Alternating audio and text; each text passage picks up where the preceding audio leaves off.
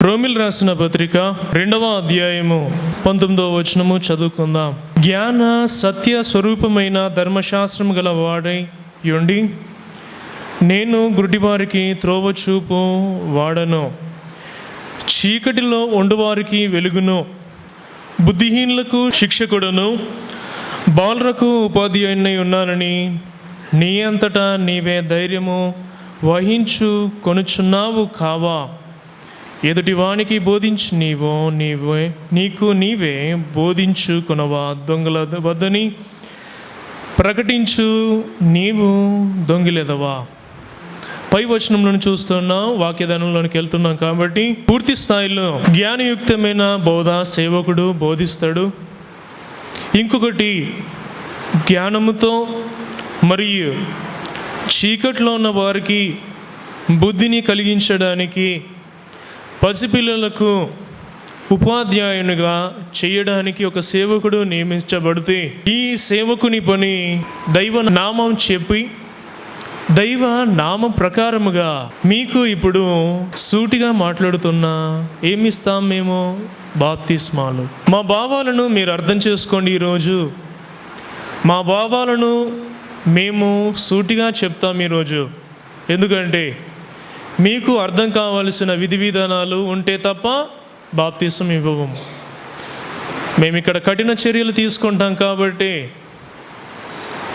కేవలం మేము సూటిగా మాట్లాడతాం.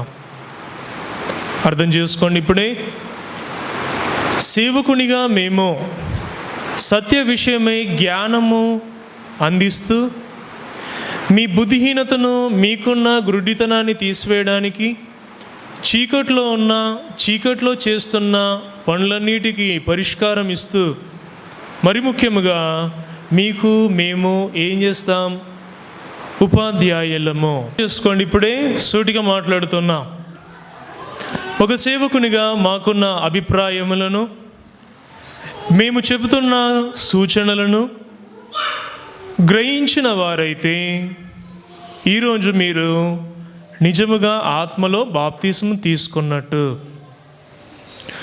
అదే ఈ సూచనలు కనుక మీరు అర్థం చేసుకోలేకపోతే కొంత వాయిదా వేయండి మీరే. ఎందుకంటే ఇది ఆత్మలో బాప్తిస్మము, శరీరకముగా బాప్తిస్మము కాదు ఇది. అందుకనే మేము చాలా కఠినముగా వ్యవహరిస్తాం. అందులో అయ్యగారి తరపున నన్ను ఉంచుకున్నందుకు ఇప్పుడు నిర్ణయాలన్నీ ఎవరి చేతిలోనికి వచ్చాయి? చెప్పండి అమ్మా, ఎవరి చేతిలోకి? నిర్ణయాలు నా చేతిలోకి వచ్చిందనుకోండి, గతకాల చరిత్ర, జరగబోయే చరిత్ర మరియు జరుగుతున్న చరిత్ర తీసి చూపిస్తాం.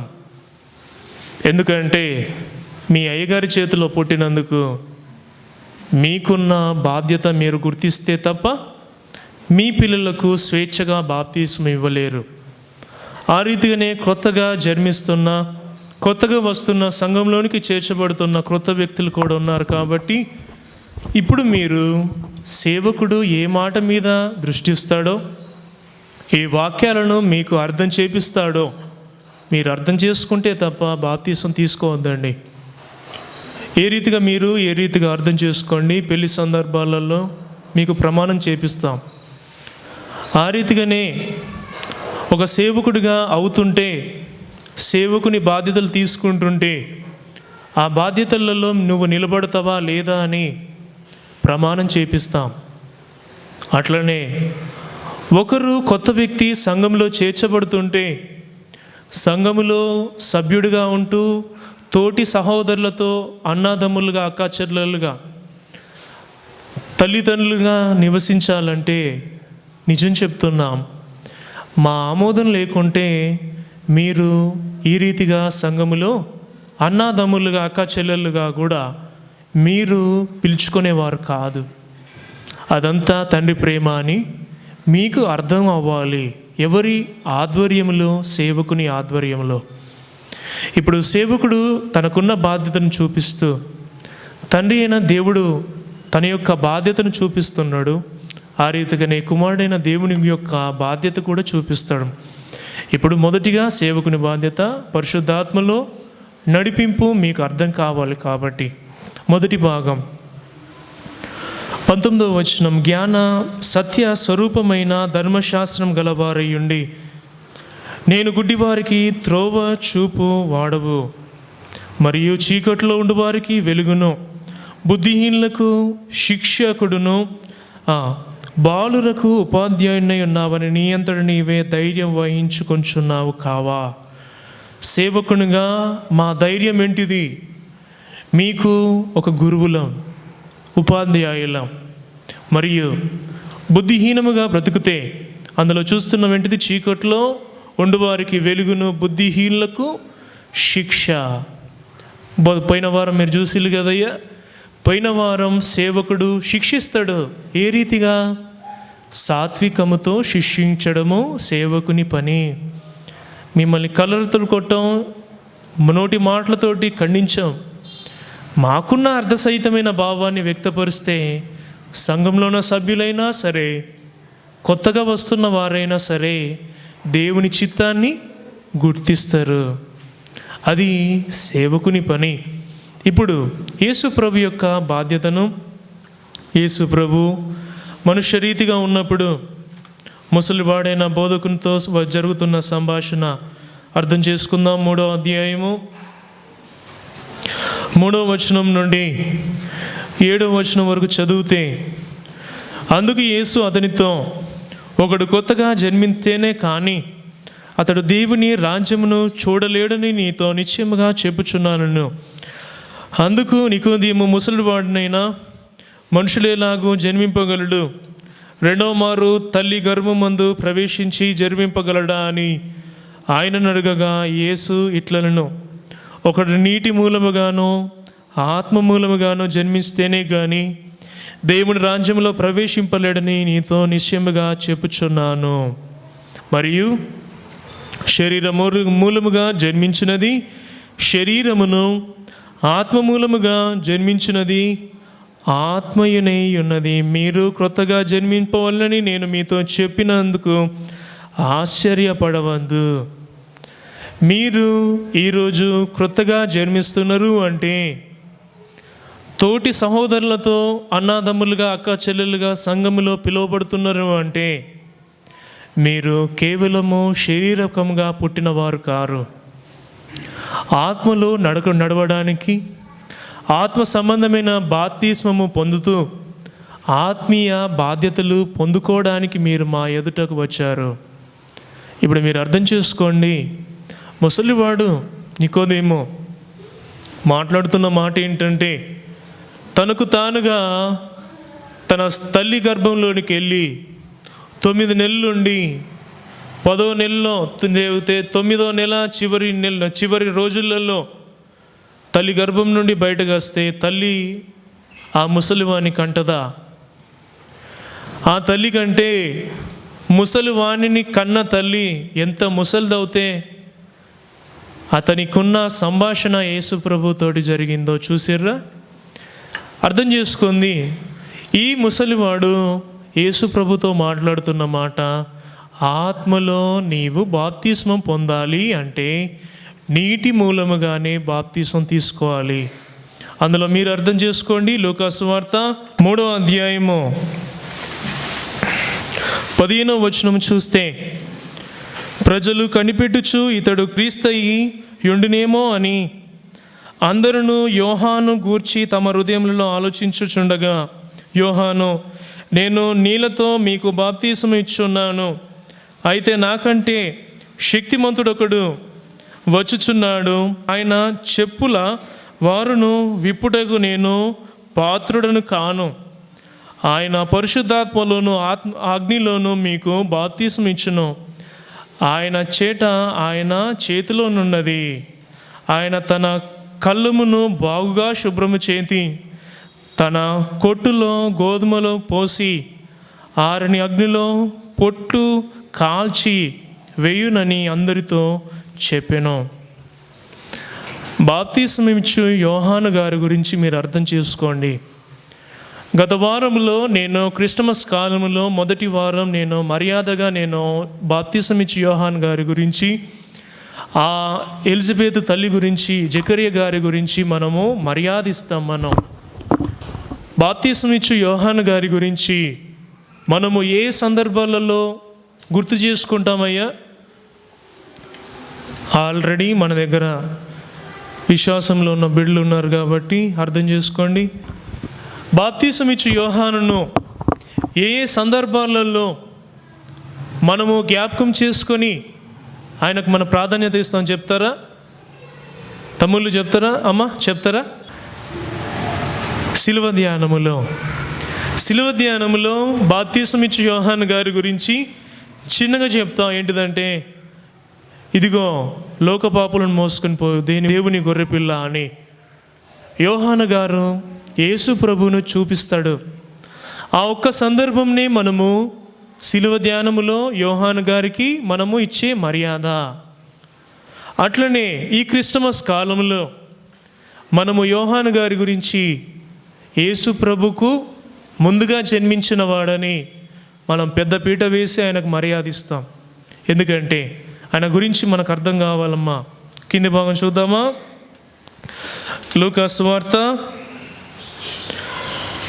1వ అధ్యాయము 76వ వచనం నుండి 79వ వచనం చదివితే, జకరియా గారు ఆత్మవశుడై పుట్టబోయే బిడ్డ గురించి, అది ఏ బిడ్డ? యోహాను గారు. చూడండి అమ్మా.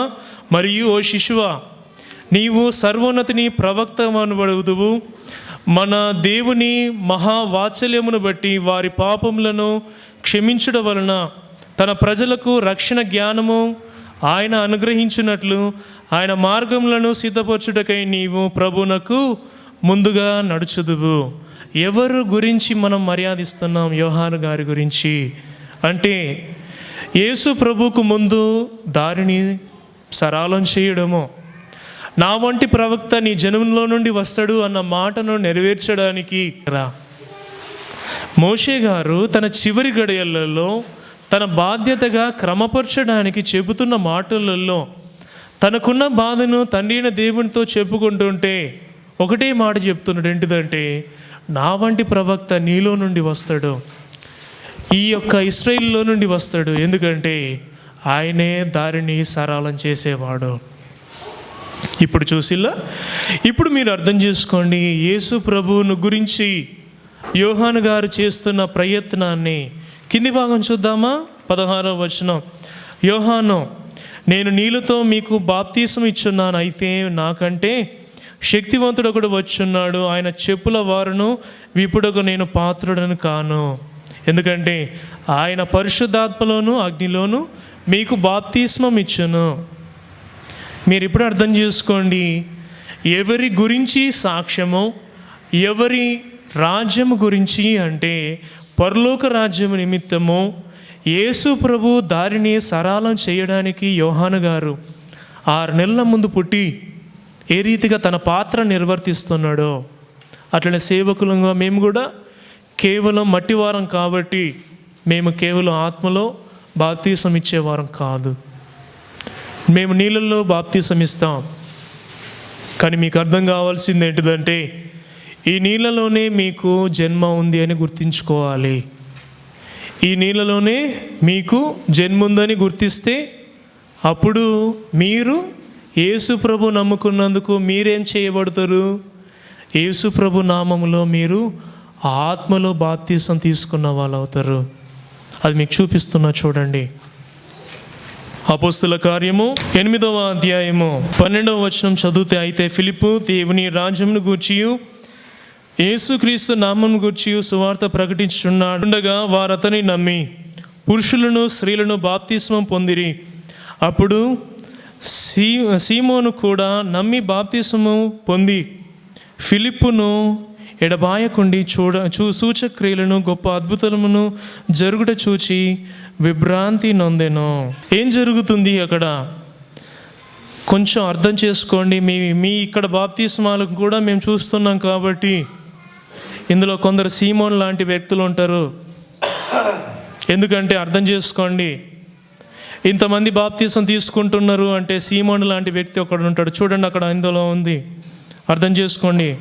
13వ వచనం, అప్పుడు సీమోను కూడా నమ్మి బాప్తీసం పొంది ఫిలిప్పును ఎడబాయకుండి సూచక్రియలను గొప్ప అద్భుతములను జరుగుట చూచి విభ్రాంతి నొందెను. అర్థమైందా?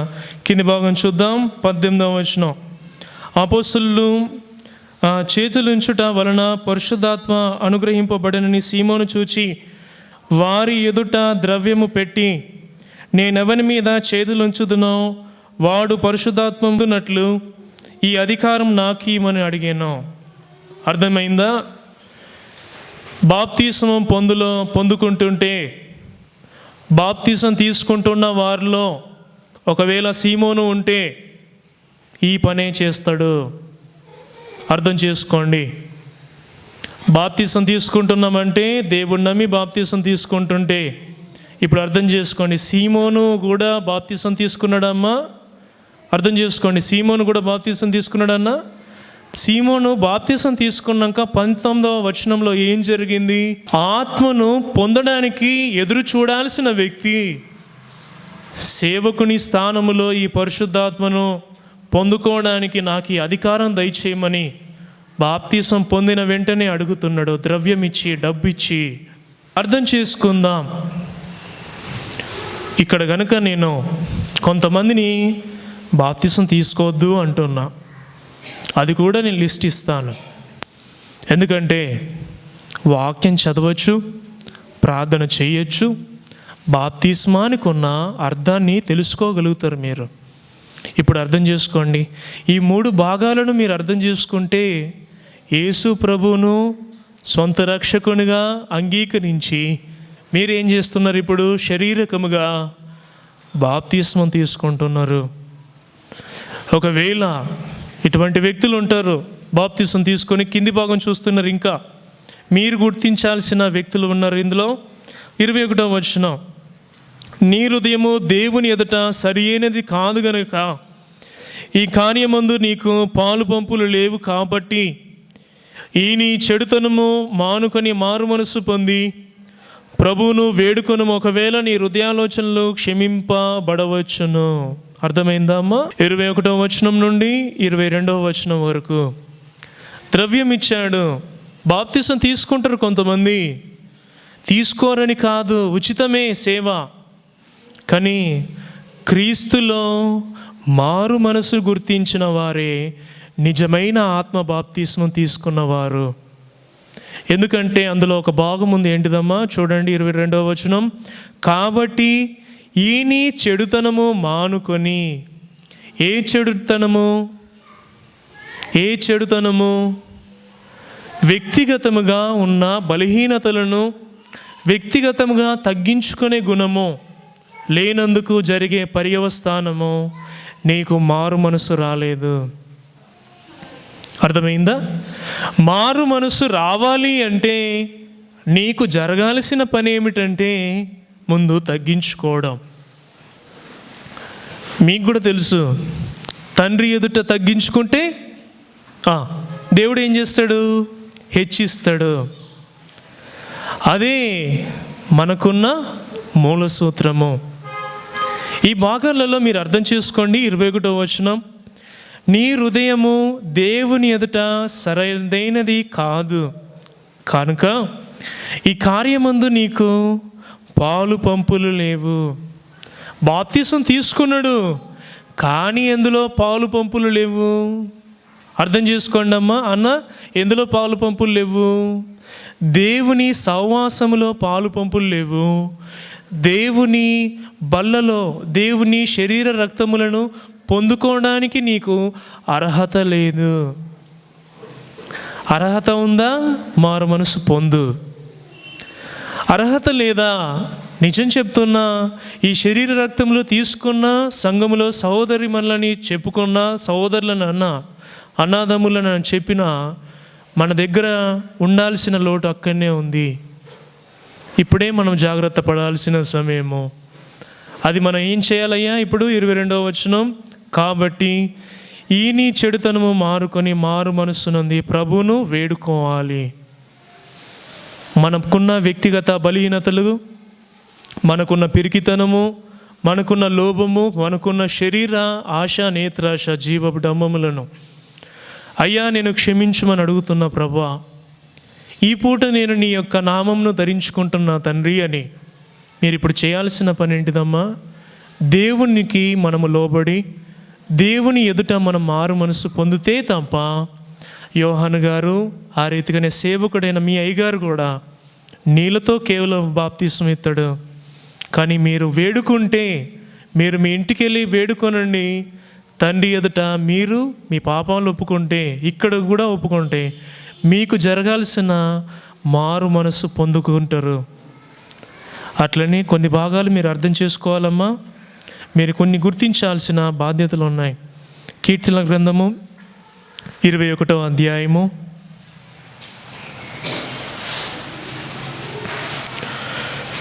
7వ వచనము చదువుకుందాం. 6, 7వ వచనము.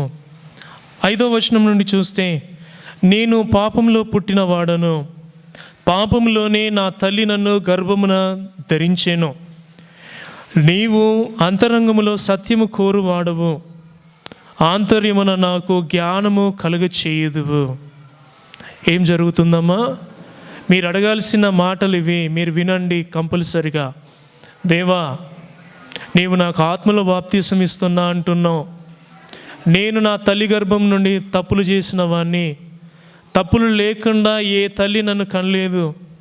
భార్య భర్తలు కలిసి అమ్మ నాన్న తప్పులు చేస్తే కొడుకుల మీదకి వస్తే, అయ్యా నేను తప్పు చేసిన నైతా తండ్రి నన్ను క్షమించు అని అడగాలి. ఒకవేళ మన దగ్గర తెలివి మీరి అజ్ఞానం తాండవిస్తుంటే మనం అడగాల్సిన మాట ఏంటిదమ్మా? 6వ వచనం.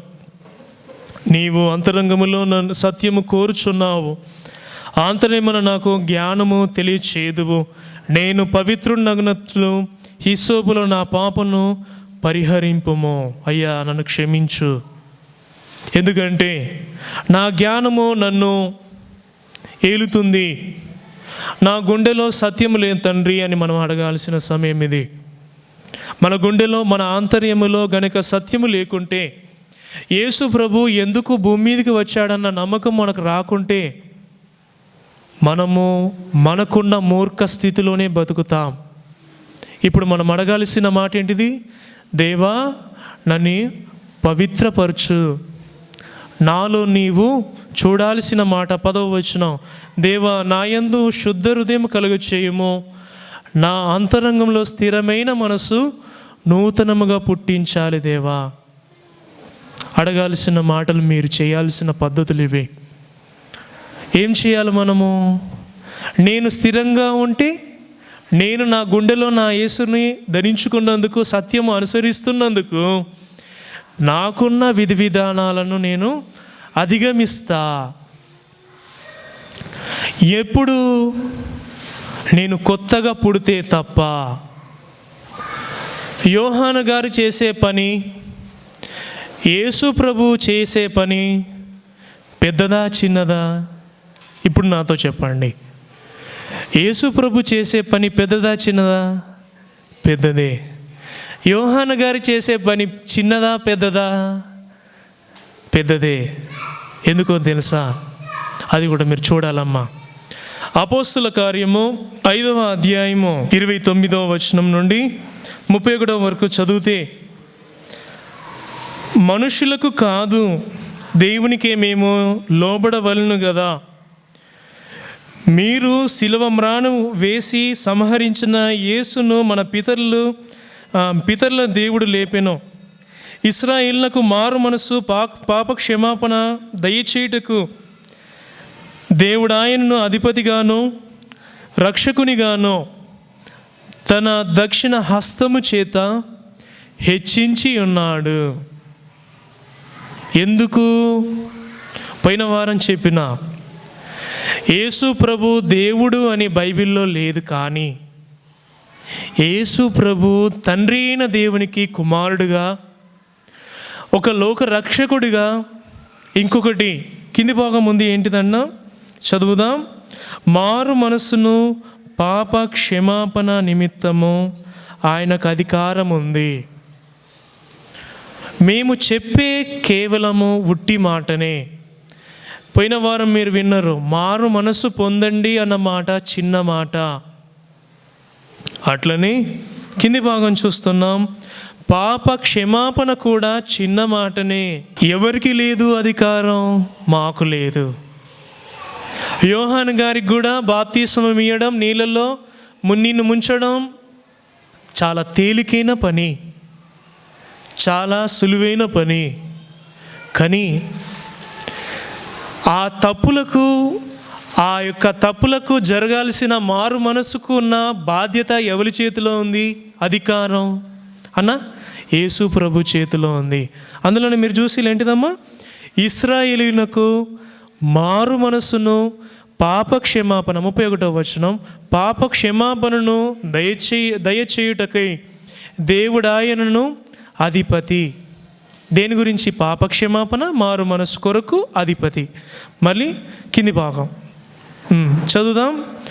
రక్షకునిగాను తన దక్షిణ హస్తము చేత హెచ్చించి ఉన్నాడు. రక్షకునిగా తండ్రి అయిన దేవుడు కుమారుని హెచ్చిస్తే తప్ప కుమారునికి ఏం లేదమ్మా, అధికారం లేదు. మీరు కూడా చూస్తున్నారు కొన్ని సందర్భాలలో, నేను కూడా బాధపడతా.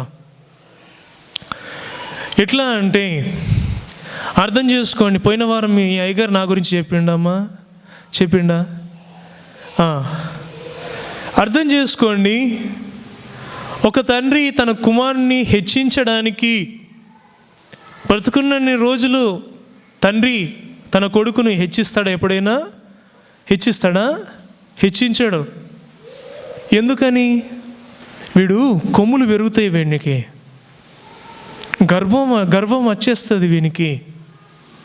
నేను బ్రతికున్నన్ని రోజులు నేను సంపాదిస్తున్న దాన్ని బట్టి నా కొడుకు ఒకవేళ ఆవేశపడి తనకున్న బాధ్యతలలో సరిగ్గా లేకుంటే, నేను చెప్పిన మాట చెడగొడితే, తన సంఘానికి ఒక తండ్రిగా నేను ఉంటా, నా కొడుకుకు ఒక తండ్రిగా నా తండ్రి నా ఇంటి మందమే ఉంటాడు.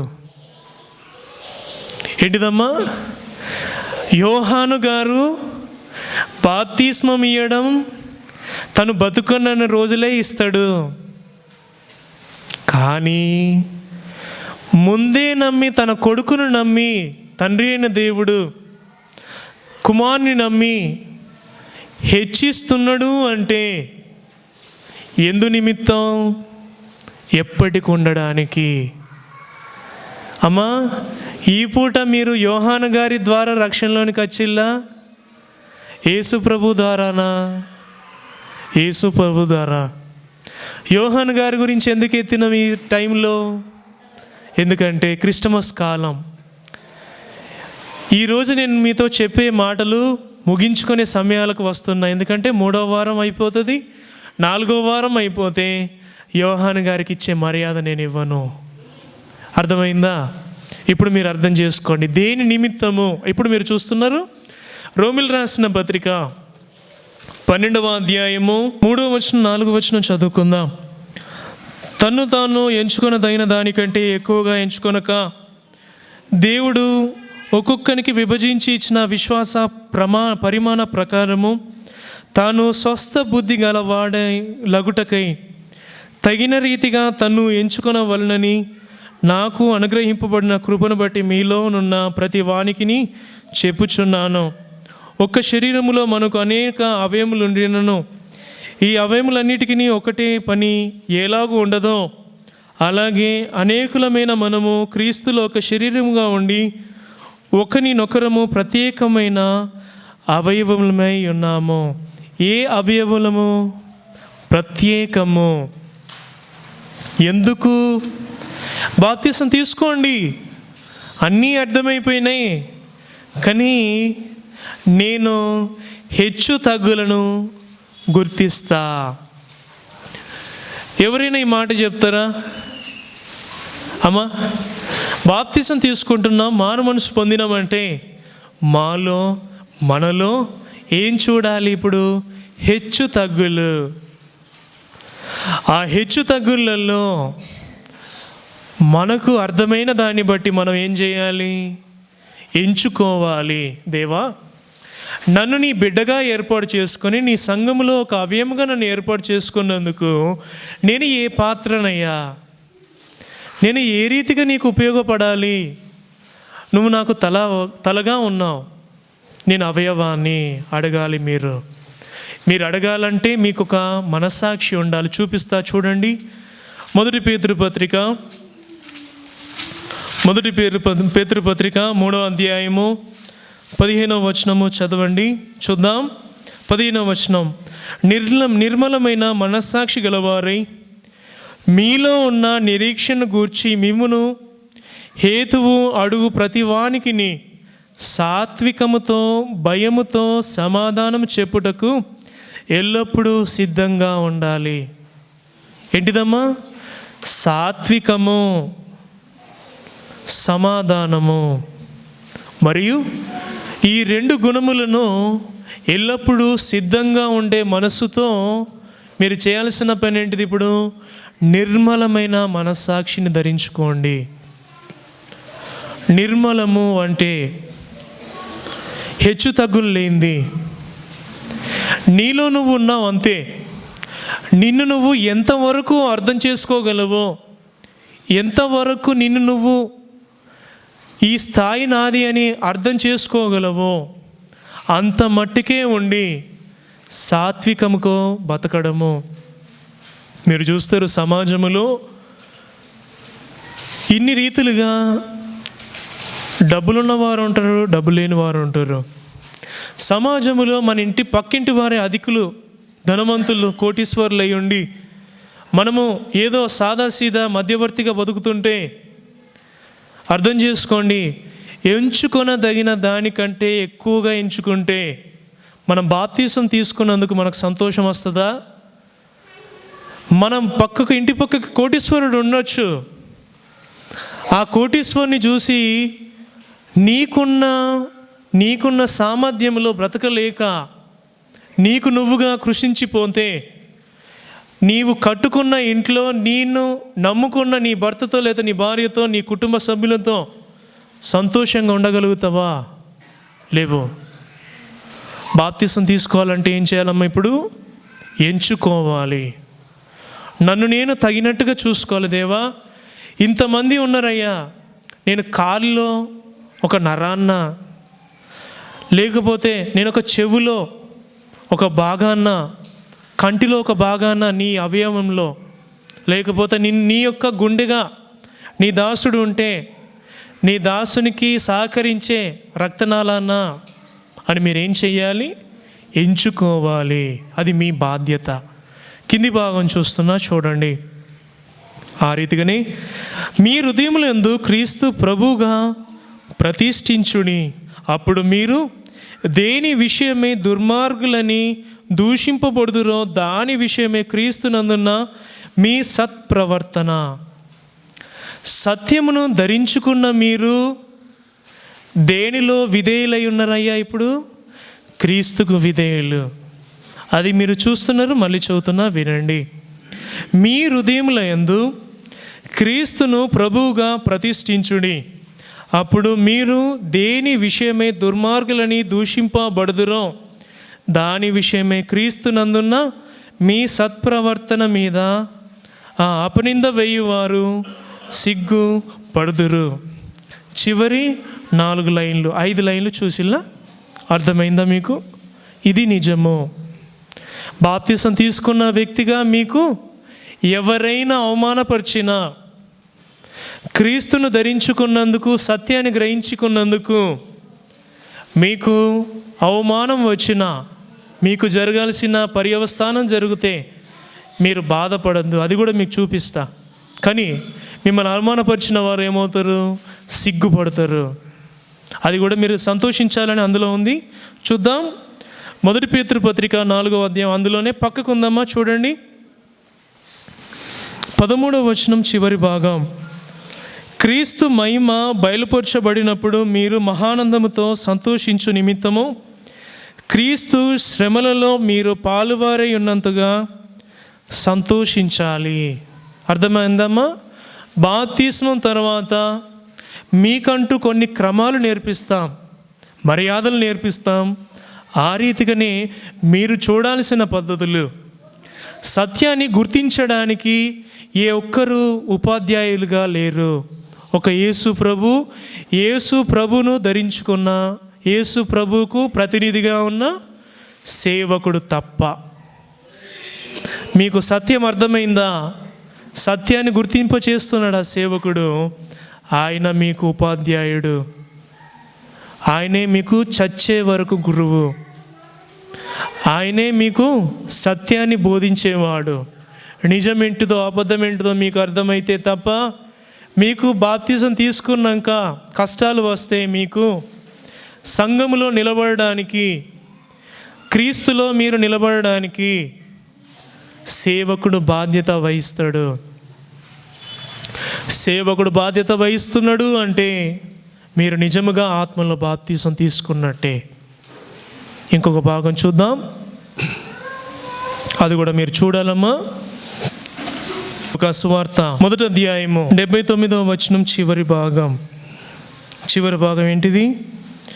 మన దేవుని మహావాత్సల్యమును బట్టి వారి పాపములను క్షమించుటకును, తన ప్రజలకు రక్షణ జ్ఞానము ఆయన అనుగ్రహించినట్లు ఆయన మార్గములను సిద్ధపరచుటకై నీవు ప్రభువునకు ముందుగా నడుచుదువు. పాదములను సమాధాన మార్గములోనికి నడిపించున్నట్లు చీకటిలోను మరణ ఛాయల్లోనూ కూర్చుండు వారికి వెలుగిచ్చుటకై ఆ మహావాత్సల్యతను బట్టి పైనుండి ఆయన మనకు అరుణోదయ దర్శనము అనుగ్రహించును. ఇప్పుడు మీరు కేవలం ఎక్కడి వరకు వచ్చిల్లమ్మా? చీకటిలో ఆ రీతిగానే రక్షణ జ్ఞానము పొందే స్థితిలోనికి ఇప్పటి వరకు మీకు అర్థం చేయించిన. ఇప్పుడు మీరేం చేయాలమ్మా? ఇప్పుడు ఆయన మార్గములను సిద్ధపరచుటకై నీవు ప్రభువునకు ముందుగా నడుచుదువు, మన పాదములను సమాధాన మార్గములోనికి నడిపించున్నట్లు. బాప్తిజం తీసుకున్నాక మీరు చేయాల్సిన అడుగు, మీ కాళ్ళు ఎటువైపు అడుగు వేయాలి అమ్మా? మీ మెదడులో ఉండాల్సిన ఆత్మ నడిపింపు, ఆత్మ జ్ఞానాన్ని అర్థం చేయించాం, కానీ శరీరకముగా మీరు నడవాల్సిన బాధ్యతలలో మీకు అర్థం చేపించలేదు. మీరు ఇప్పుడు అర్థం చేసుకోవాలి. ఏంటిదయ్యా? ఇప్పుడు సమాధాన మార్గములను మీరేం చేయాలి? గుర్తించి చూడండి. మన పాదములను సమాధాన మార్గములోనికి నడిపించినట్లు చీకటిలోను మరణ ఛాయల్లోనూ కూర్చుండు వారికి వెలిగించుటకు. మనము వెలిగింపబడ్డమంటే ఇప్పుడు చీకటిలో మరణ ఛాయలు అంటే చచ్చిపోయే పరిస్థితిలో ఎవరైనా దేవుని నమ్ముకొనని మనిషి ఉంటే ఆయనకు నువ్వేం చేయాలి? యేసు ప్రభువే నీకు రక్షకుడు. నీ కాళ్ళు సమాధానం అని చెప్తుంది. ఎక్కడికి వెళ్ళినా నీ కాళ్ళు సమాధానం అని చెప్పాలి, కానీ గొడవ పెట్టద్దు, చికాకులు పెట్టనీయద్దు, అట్లనే స్వార్థానికి మనము దిగజారిపోయవద్దు. ఎందుకో తెలుసా? మన మీదికి ఏమొస్తుంది? చివరి భాగం 79వ వచనము చివరి 3 వచనాలు చదివితే ముగించుకుందాం. నా దేవుని మహావాత్సల్యమును బట్టి వారి పాపములను క్షమించుట వలన తన ప్రజలకు రక్షణ జ్ఞానము ఆయన అనుగ్రహించున్నట్లు ఆయన మార్గములను సిద్ధపరచుటకై నీవు ప్రభువునకు ముందుగా నడుతువు. అది ఎందుకు? మనకు అరుణోదయము, కొత్తగా పుట్టిన బిడ్డకు అర్థం చేసుకుందాం.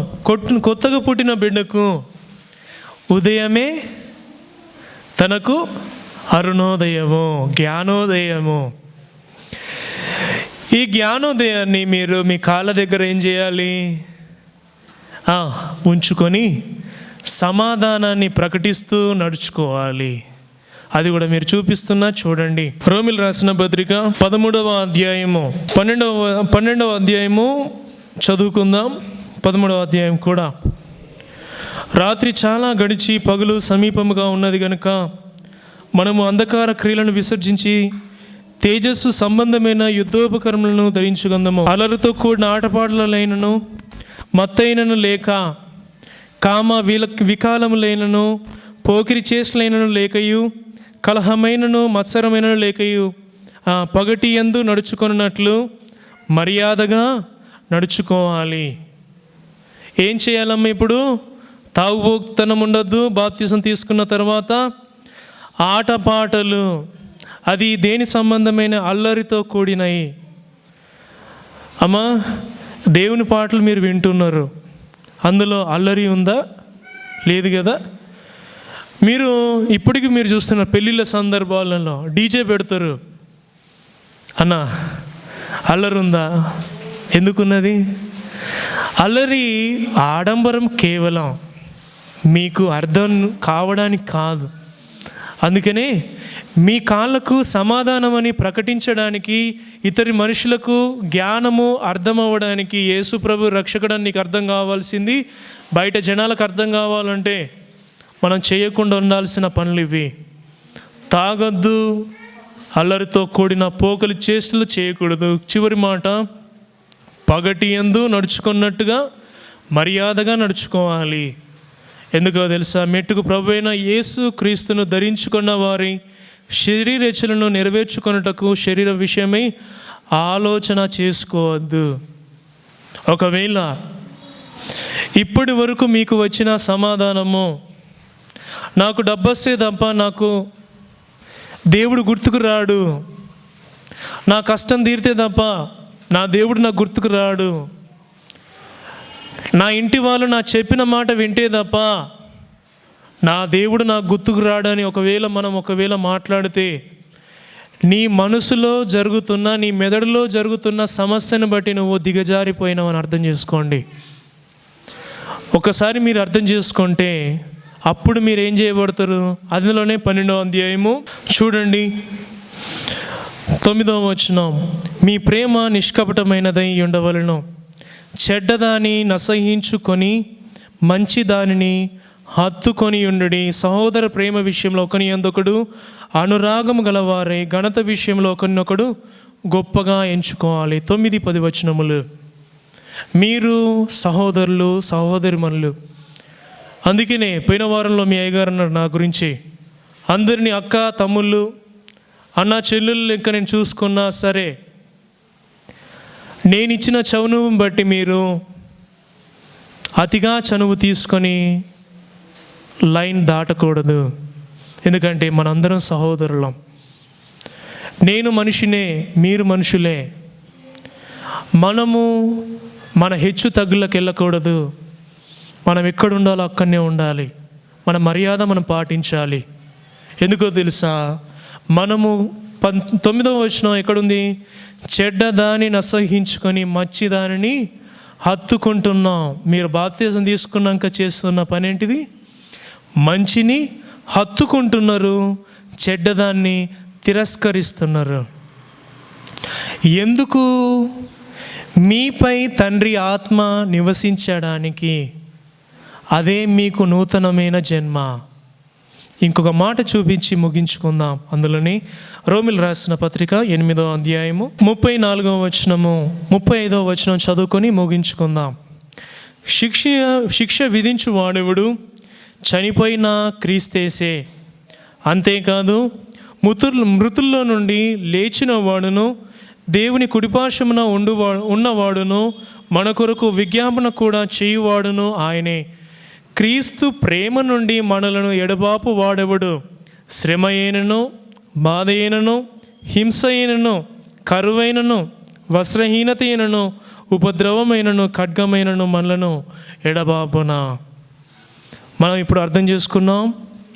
కష్టం వచ్చినా, శోధనలున్నా, ఇంట్లో డబ్బులు లేకుండా బయట చెప్పుకోలేని పరిస్థితులున్నా, కుటుంబం నడవలేక నలిగిపోతున్నా, ఇంకొకటి ఆకలి బాధలున్నా, మన పిల్లలు మనం చెప్పిన మాట వినందుకు మన బాధలు మన గుండెలలో ఉన్నా, మన తండ్రి ప్రేమ నుండి మనల్ని ఎడబాసువాడేటోడు ఎవడు లేడు. ఎందుకో తెలుసా? 34వ వచనం చివరి భాగం, తండ్రి కుడిపార్శ్వమున ఉన్నవాడు మన కొరకు విజ్ఞాపన చేస్తున్నాడు. ఎవరమ్మా? నీ రక్షణ నిమిత్తము తండ్రి అయిన దేవుని పక్క కూర్చొని విజ్ఞాపన చేస్తుంటే, సేవకుడు చేయాల్సిన పనేంటి? కేవలం మీకు సత్య విషయమే జ్ఞానాన్ని అర్థం చేపియాలి, మీతో సాత్వికంగా శిక్షించాలి, మీకు కావలసిన అవగాహన పుట్టించాలి, దేవునిలో నిలకడగా ఉండడానికి కష్టపడాలి. ఇది నిజమైన బాప్తిస్మ రూపము. కాబట్టి ప్రార్థన చేసుకుందాం. ప్రార్థన. మా పరలోక తండ్రి, వచ్చిన బిడ్డలను బట్టి నీకే స్తుతులు. దేవా, నూతనముగా జన్మిస్తున్న ఈ బిడ్డలను బట్టి నీకే స్తుతులు. చేసిన ప్రార్థనలను నీవు విన్నావు దేవా. జరుగుతున్న కార్యక్రమాన్ని నీవు చూస్తున్నావు కనుక పోయిన వారంలో మారు మనస్సు గురించి ఎంత వివరముగా నీ బిడ్డలతో మాట్లాడావో ఆ రీతిగానే బాప్తిస్మ రూపాన్ని కూడా అంతే వివరముగా మాతో మాట్లాడిన గొప్ప తండ్రి. మేము మట్టి మనుషులమయ్యా, అధికారం లేని వారము. అయినప్పటికీ నూతనముగా జన్మిస్తున్న ఈ బిడ్డలకు నీవే ఆత్మీయముగా, శారీరకముగా, తల్లిగా, తండ్రిగా ఉండి నీవే వారికి నీ ఆత్మచేత నీవే బాప్తిస్మం ఇచ్చి నీవే నడిపించుమని యేసు నామమున వేడుకొంచున్నాము. ఆమేన్.